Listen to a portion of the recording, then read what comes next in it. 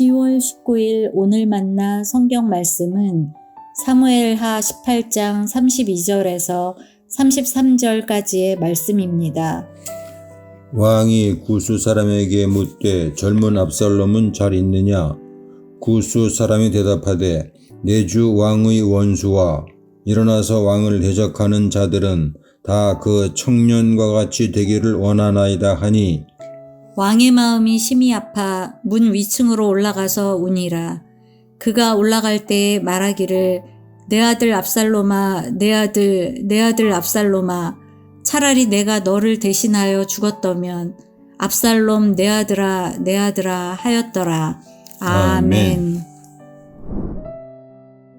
오늘 만나로 만나주시는 하나님을 기대합니다. 전쟁에서 이긴 소식을 전하는 전령의 발걸음은 기쁠 수밖에 없습니다. 하지만 이번 전쟁만큼은 이겼어도 승리의 소식을 전하기가 어려웠습니다. 방금 물리쳤던 적이 다름 아니라 왕의 아들이었기 때문입니다. 젊은 압살롬은 잘 있느냐? 다윗 왕은 전쟁에서의 승리를 전하기 위해 도착한 전령에게 자신을 반역한 아들의 안부를 먼저 묻습니다. 다윗은 전쟁의 승패보다 압살롬의 안위에 더 관심을 가졌습니다. 구스 사람이 다윗에게 압살롬의 죽음을 알렸습니다. 다윗은 주체할 수 없는 슬픔을 안고 문 위층으로 올라가 오열하며 통곡했습니다. 내 아들 압살롬아, 차라리 내가 너를 대신하여 죽었더라면. 다윗의 마음이 무너졌습니다. 밧세바와 간음으로 인한 선지자 나단의 불길한 예언은 평생토록 다윗의 마음을 무겁게 짓눌러 왔습니다. 내가 나를 업신여기고 우리아의 아내를 빼앗아 내 아내로 삼았은즉 칼이 내 집에서 영원토록 떠나지 아니하리라 하셨고 내가 내 눈앞에서 내 아내를 빼앗아 내 이웃들에게 주리니 그 사람들이 내 아내들과 더불어 백주에 동침하리라. 너는 은밀히 행하였으나 나는 온 이스라엘 앞에서 백주에 이 일을 행하리라 하셨나이다. 다윗은 자신의 집에 재앙을 일으킬 원수가 누구인지에 대한 질문을 안고 두려움으로 살아가야 했습니다. 그리고 그 원수가 나타났는데 자신의 아들 압살롬이었습니다. 자신이 살아남기 위해 아들을 죽여야 하는 처참한 아버지가 되었습니다. 한순간의 간음이 이처럼 커다란 고통을 동반할 줄을 다윗은 알지 못했겠지요. 죄라는 것이 항상 그렇습니다. 만일 우리가 죄를 짓기 전에 그 죄의 결과가 어떠할지를 안다면 우리는 멈추게 될 것입니다.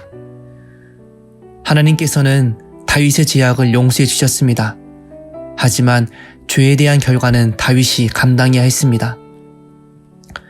밧세바 사이에 태어난 아이의 죽음을 경험해야 했습니다. 또한 자신의 아들이 반역자가 되어 전쟁을 일으키고 그 아들을 죽여야 하는 비참한 인생을 마주해야 했습니다.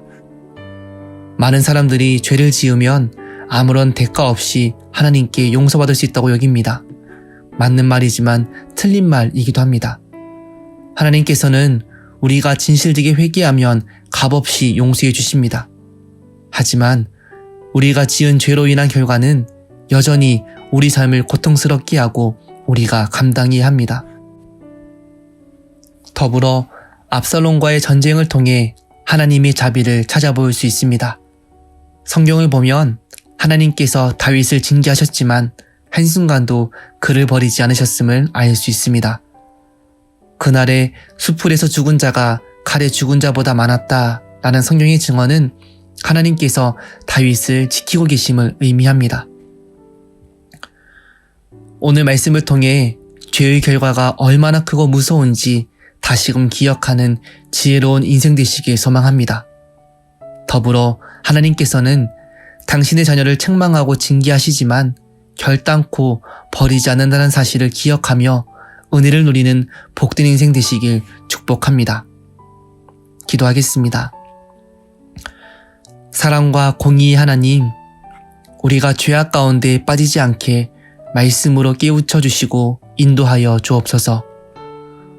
우리의 삶이 고통 가운데 있을지라도 하나님의 은혜를 발견하는 은총을 더하여 주옵소서.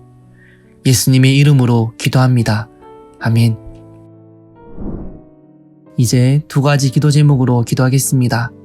첫째, 우리의 삶을 붙잡는 제약들을 깨닫게 하시고 말씀으로 결단하고 돌아서는 회개와 순종을 허락하여 주옵소서. 둘째, 다음 세대와 광성학원을 위해 기도합니다. 먼저는 우리들이 말씀으로 양육하며 사랑으로 인도할 수 있도록 성령으로 함께하여 주옵소서. 이 제목으로 기도하신 후에 개인 기도 하시겠습니다.